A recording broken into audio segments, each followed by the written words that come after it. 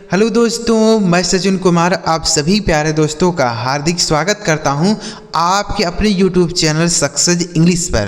प्यारे बच्चों, पीछे की बहुत सारे वीडियो में हमने आपको बहुत सारे अंग्रेजी के महत्वपूर्ण शब्दों को पढ़ना और लिखना बताया।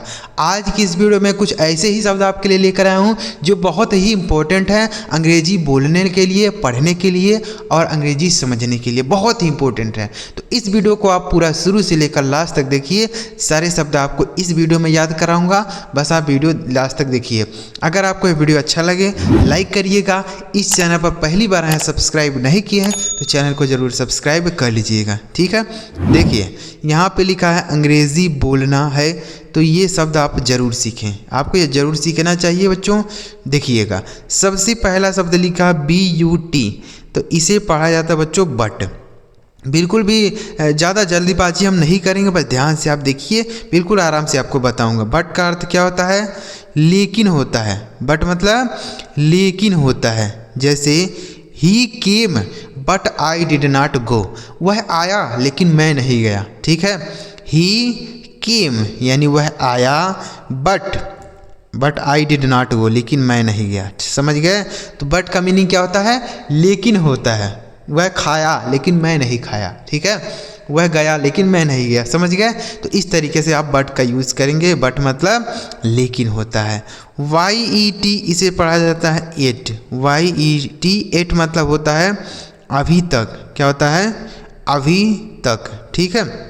एट मतलब होता है अभी होता है, ठीक है। एट मतलब अभी। जैसे अभी तुम नहीं गए, you did not go at, you did not go at, अभी तुम नहीं गए, you did not go at, ठीक है। तो एट का अर्थ होता है अभी। अगला शब्द है STILL, इसे पढ़ा जाता है बच्चों स्टिल। STILL इसे पढ़ा जाएगा स्टिल। स्टिल का मीनिंग होता है अभी तक, ठीक है। इसका मतलब केवल होता है अभी, और स्टिल का मतलब होता है अभी तक, ठीक है। अभी तक स्टिल का मीनिंग हो जाएगा अभी तक। जैसे he did not come still, वह अभी तक नहीं आया। He did not come still, वह अभी तक नहीं आया। आगे लिखा है TOO, इसे पढ़ा जाएगा टू। TOO, टू का अर्थ क्या होता है बच्चों? भी होता है। टू मतलब भी होता है, या ज़्यादा भी हम बोल सकते हैं, ठीक है। जैसे इट इज़ टू मच, यह बहुत ज़्यादा है। He is looking to beauty, यानी वह बहुत सुंदर दिख रही है। She is looking to beauty, वह बहुत सुंदर दिख रही है, ठीक है। आगे लिखा है MORE से पढ़ा जाएगा मोर। MORE, मोर क्या होता है? मोर का मतलब होता है ज़्यादा। मोर मतलब क्या होता है बच्चों? ज़्यादा होता है, ठीक है। जैसे गिव मी मोर, मुझे ज़्यादा दो। गिव मी मोर, मुझे ज़्यादा दो, ठीक है। तो मी का अर्थ हो गया मुझे, और मोर मतलब अधिक या ज़्यादा। आगे लिखा MANY, इसे पढ़ा जाता है मेनी। MANY इसे पढ़ेंगे मेनी। मेनी का अर्थ होता है कई या होता है अनेक। मेनी मतलब कई होता है या अनेक होता है। जैसे मेनी ईयर्स एगो, कई साल पहले। मेनी ईयर्स एगो, कई साल पहले, ठीक है। Many years ago. आगे OUT, इसे पढ़ा जाएगा आउट। OUT इसे पढ़ेंगे बच्चों आउट। आउट का हिंदी अर्थ होता है बाहर। आउट मतलब बाहर होता है। जैसे गो आउट, बाहर जाओ। प्ले आउट, बाहर खेलो। प्ले आउट, बाहर खेलो। रन आउट, बाहर दौड़ो, समझ गए। तो आउट मतलब बाहर। अगला शब्द है ONLY, इसे पढ़ा जाएगा बच्चों ओनली। क्या पढ़ा जाएगा? ओनली। ओनली मतलब क्या होता है? केवल होता है। ओनली मतलब केवल, ठीक है। केवल, ओनली मतलब केवल। जैसे ओनली बॉय केम, केवल लड़के आए। ओनली बॉय केम, केवल लड़के आए, ठीक है। तो ओनली मतलब केवल। अगला शब्द है FEW, इसे पढ़ा जाता है फ्यू। FEW इसे पढ़ेंगे बच्चों फ्यू। फ्यू का मीनिंग होता है कुछ। फ्यू मतलब कुछ होता है, ठीक है। जैसे फ्यू स्टूडेंट आर डांसिंग, कुछ लड़के नाच रहे हैं। फ्यू स्टूडेंट आर डांसिंग, कुछ लड़के नाच रहे हैं। फ्यू स्टूडेंट आर रीडिंग, कुछ छात्र पढ़ रहे हैं, ठीक है। तो फ्यू मतलब कुछ हो गया। अगला शब्द है INTO, इसे पढ़ा जाता है इंटू। INTO इसे पढ़ा जाएगा इंटू। इंटू का मतलब होता है में। देखिए एक चीज़ आप समझिएगा, इन का मतलब भी में होता है और इस इंटू का मतलब भी में होता है, लेकिन दोनों में अंतर है। क्या अंतर है? देखिए अगर आप किसी चीज़ के अंदर पहले से हैं, कोई भी चीज़ है किसी चीज़ के अंदर पहले से है तो इन बोलेंगे। जैसे आप कमरे में हैं तो इन बोलेंगे, I am in the room, मैं कमरे में हूँ। लेकिन अगर आप कमरे में प्रवेश कर रहे हैं मतलब जा रहे हैं तो इनटू बोलेंगे। मतलब गति आपके अंदर है तो आप इनटू बोलिए। जैसे I am going into the room, मैं कमरे में जा रहा हूँ। मैं कमरे में हूँ, I am in the room, मैं कमरे में जा रहा हूँ, I am going into the room. जैसे आप मान लीजिए पानी में नहा रहे हैं तो अगर आप पहले से पानी में हैं तो बोलेंगे in the water, I am in the water. और पानी में अगर आप कूद रहे हैं तो बोलेंगे इनटू द वाटर। समझ गए? I am jumping into the water. ठीक है, आगे समझ गए ना बच्चों? ध्यान से समझ आया आपको? अगर आप पहले से उस चीज़ में हैं तो बोलेंगे इन, और अगर आप उसमें जा रहे हैं तो इनटू। आगे लिखा है ANY, इसे पढ़ा जाएगा एनी। ANY इसे पढ़ा जाएगा बच्चों एनी। एनी का अर्थ होता है कोई।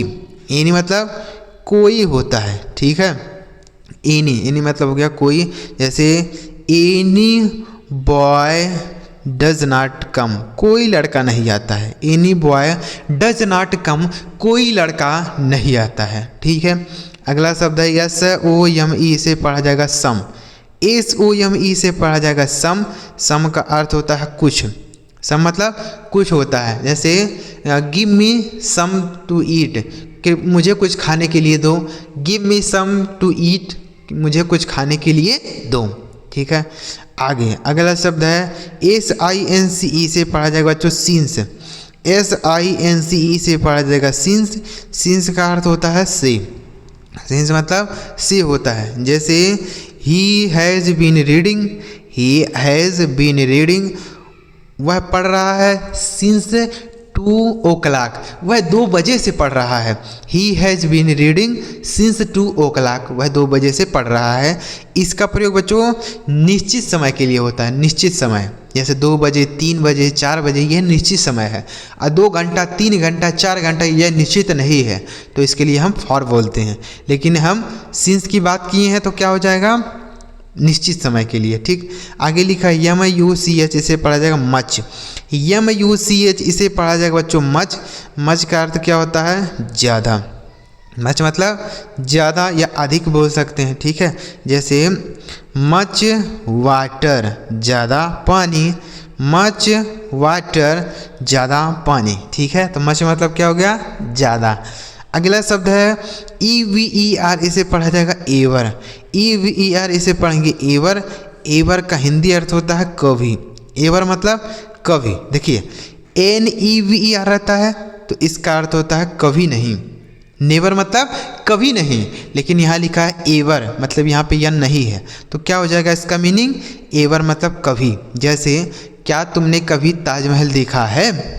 Have you ever seen the Taj Mahal? Have you ever seen the Taj Mahal, क्या तुमने कभी ताजमहल देखा है? इस तरीके से बोलेंगे। अगला शब्द है UPON, इसे पढ़ा जाएगा अपान। UPON इसे पढ़ा जाएगा अपान।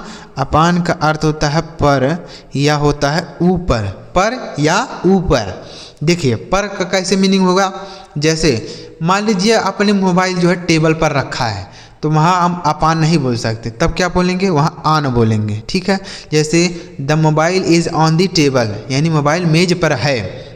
अब मान लीजिए बिल्ली जो है मेज पर कूद गई, तो बिल्ली मेज पर कूदी है लेकिन पहले से नहीं है, तो पहले से नहीं है तो क्या बोलेंगे? अपान बोलेंगे। बिल्ली मेज पर कूद गई, the cat jumped upon the table, बिल्ली मेज पर कूद गई। समझ गए?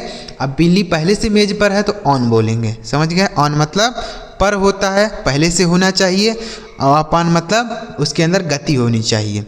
आगे लिखा EACH, इसे पढ़ा जाएगा ईच। EACH इसे पढ़ेंगे बच्चों ईच। ईच का हिंदी अर्थ होता है प्रतीक। ईच मतलब प्रतीक होता है।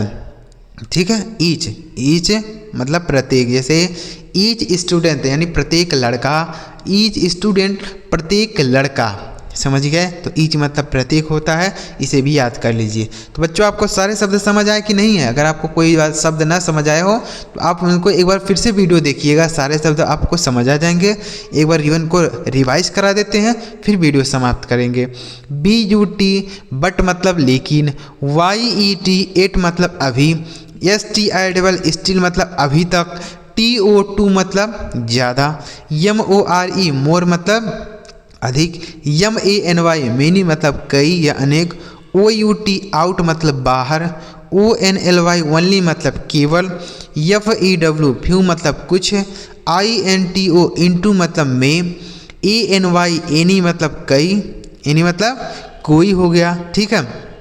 SOME सम मतलब कुछ, SINCE सीन्स मतलब से, MUCH मच मतलब अधिक या ज़्यादा, EVER एवर मतलब कभी, UPON अपान मतलब पर या ऊपर, EACH ईच मतलब प्रतीक।